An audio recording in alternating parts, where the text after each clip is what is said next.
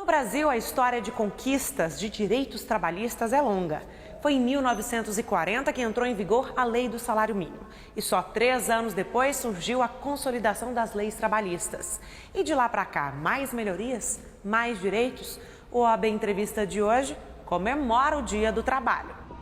E essa comemoração, Natália, começa em frente à Praça dos Três Poderes, porque é aqui que estão Legislativo, Executivo e Judiciário, que juntos têm a missão de fortalecer e proteger os direitos trabalhistas. E para dar início às comemorações do Dia do Trabalho, nós vamos conversar com o doutor Felipe Montenegro.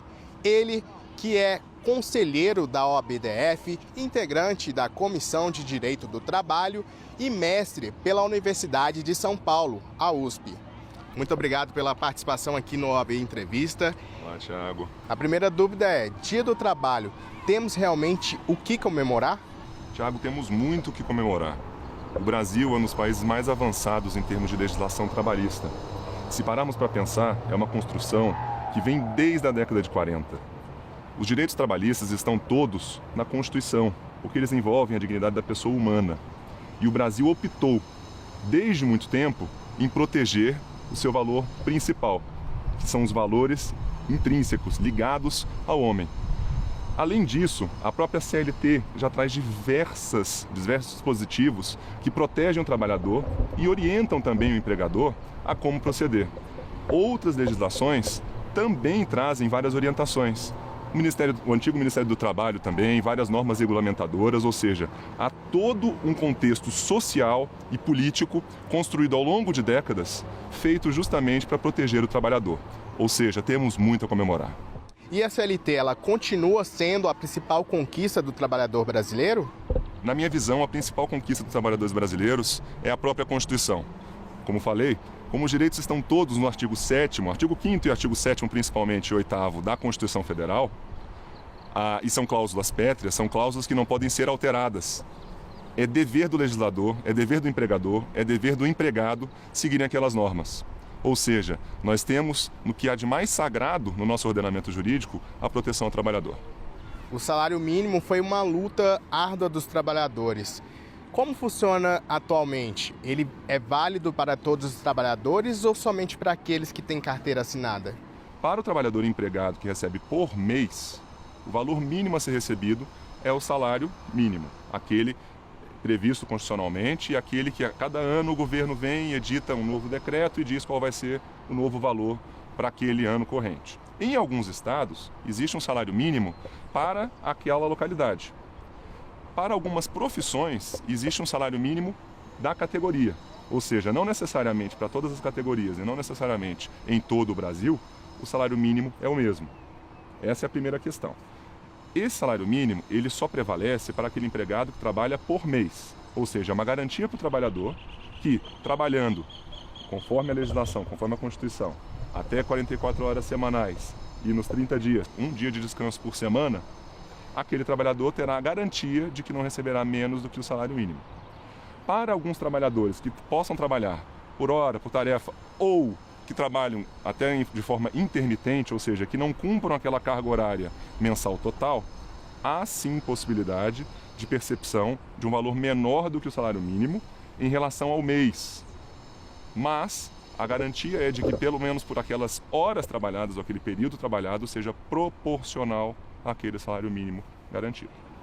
Não podemos deixar de falar do Dia do Trabalho sem falar da reforma trabalhista, que ainda gera muitas dúvidas, principalmente na questão do intervalo intrajornada. Afinal, quem decide o tempo de descanso? Neste ponto, não houve alteração substancial na CLT. Por quê? Trabalho até 4 horas, não há necessidade de intervalo. Entre 4 e 6 horas eu tenho um intervalo intrajornada de pelo menos 15 minutos. De 6 a 8 horas eu tenho um intervalo intrajornada de pelo menos 1 hora.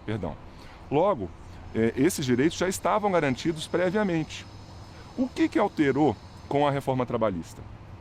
É muito comum, e nós sabemos disso, na prática, trabalhadores que tiram, por exemplo, quem trabalha por 8 horas, tira menos do que aquela 1 hora que acabo de dizer, que seria o tempo já estudado como um tempo necessário ao descanso do trabalhador para que ele continue na sua jornada. por vezes isso era negociado, inclusive, entre o patrão e o empregado. Ocorre que a legislação e o entendimento do Tribunal Superior do Trabalho também eram no sentido de que, concedido esse intervalo em um tempo menor do que a 1 hora regulamentar, haveria, então, um débito do empregador com o empregado em pagar 1 hora inteira de intervalo como jornada extraordinária, porque era dever dele ter concedido 1 hora cheia.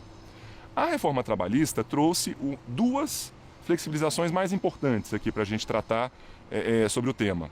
A primeira é, ok, em caso de não concessão desse intervalo no período legal, a penalidade para o empregador não será pagamento de 1 hora cheia, que acontecia às vezes do empregado tirar 50 minutos de intervalo e o empregador ser condenado no pagamento de 1 hora inteira, ou seja, só faltavam 10 minutos, mas ele era condenado no pagamento de 1 hora inteira como extra, uma penalidade muito grave.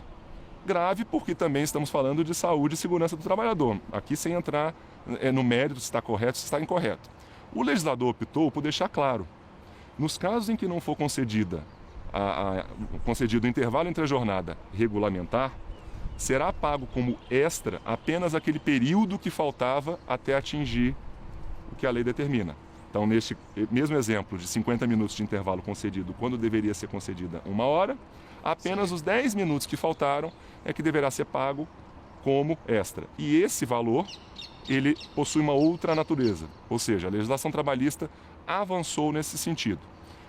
Agora, no que, a meu ver, ela avançou mais ainda, é na possibilidade de negociação em relação a esse intervalo. Sabemos que as cidades hoje vivem um trânsito caótico. E nós temos também algumas necessidades, buscar filho na escola, ou uma festinha, alguma confraternização com amigos, o que seja.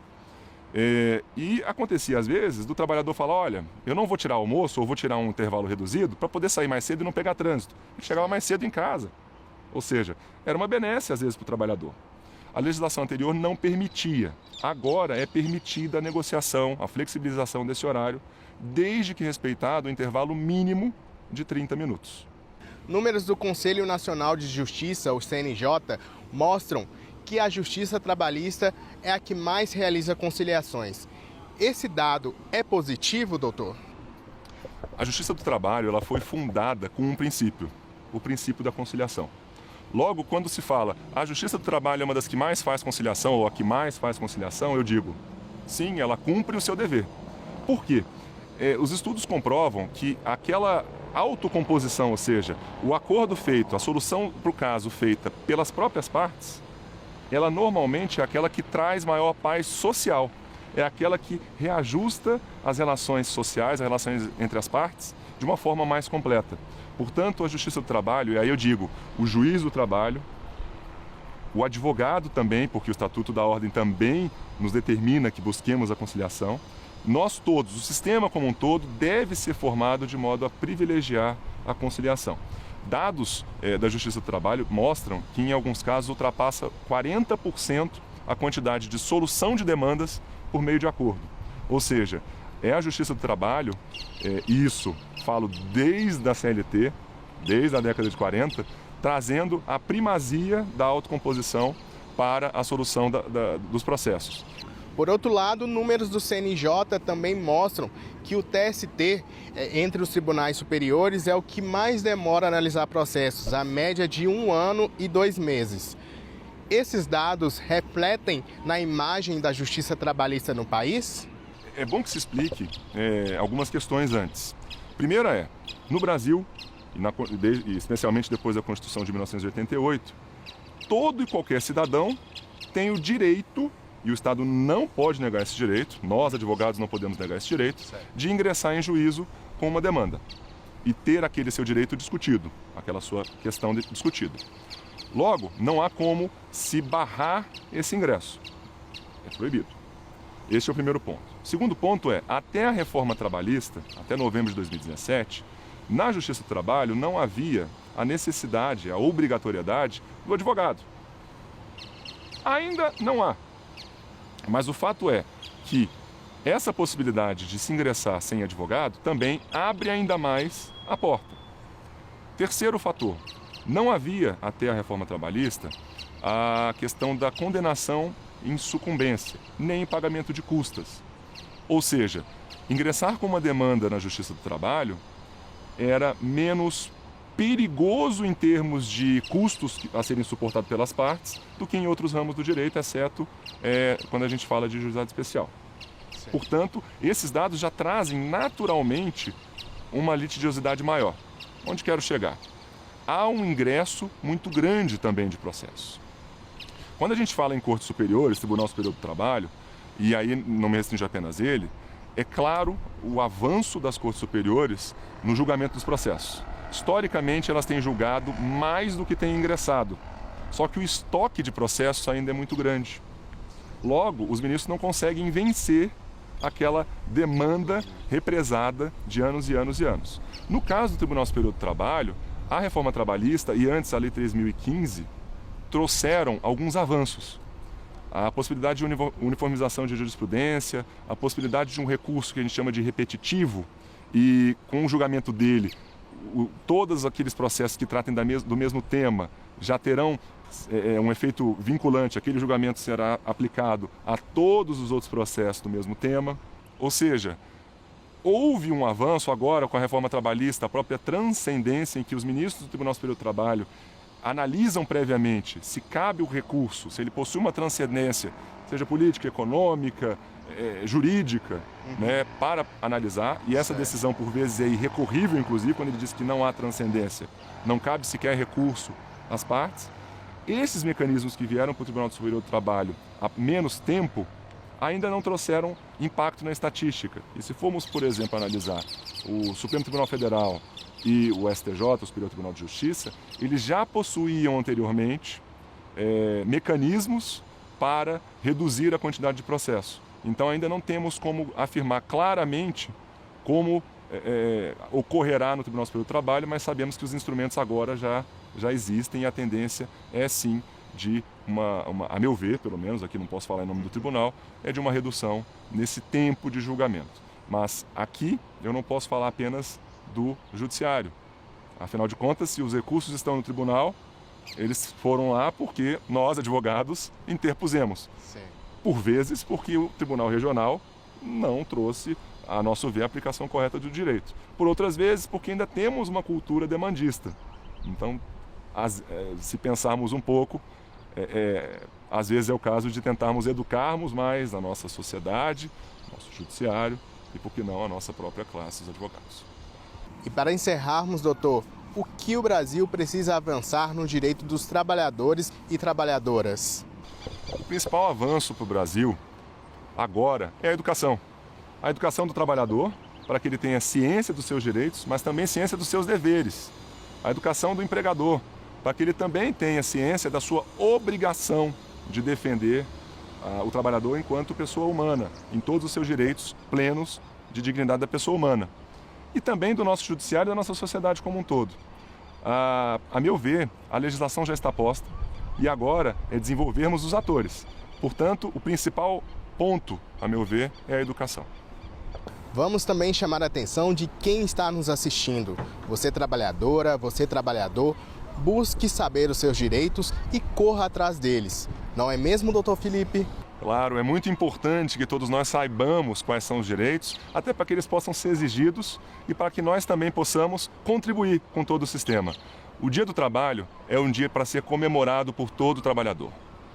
Obrigado, doutor, pela participação aqui no OAB Entrevista. Até a próxima. Eu que agradeço. Tenham todos um bom Dia do Trabalho. E não saia daí. Depois do intervalo, vamos falar de uma conquista de trabalhadores e trabalhadoras do país. É a Lei das Domésticas de 2015. Não perca!